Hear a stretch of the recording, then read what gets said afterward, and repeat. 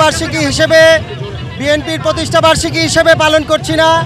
এই দিনটি বহুদলীয় গণতন্ত্রের ইতিহাসের সাক্ষী হিসেবে এই দিনটি আমরা উদযাপন করছি।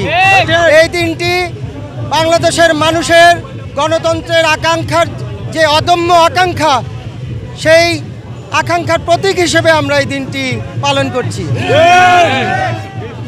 এই দিন উপলক্ষে আমরা সবাইকে আহ্বান জানাবো আমরা যাতে ঐক্যবদ্ধ থাকি এবং এই দিনে দীর্ঘ 15 বছর যে জুলুম নির্যাতনের শিকার হয়েছে বাংলাদেশের মানুষ, আপনারা প্রত্যেকটি ঘটনার সাক্ষী এবং যা যা দেখেছেন, যা শুনেছেন লিপিবদ্ধ করবেন, ফেসবুকে প্রতিদিন লিপিবদ্ধ করবেন, যাতে যে পরাজিত শক্তি আবার বাংলাদেশ দখল করার ষড়যন্ত্র করছে সেটি আমরা রুখে দিতে পারি।